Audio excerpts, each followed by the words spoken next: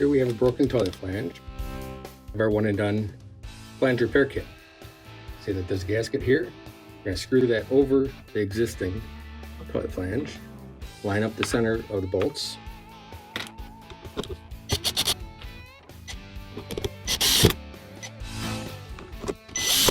compresses to any flange level all the way down to 1/8 of an inch.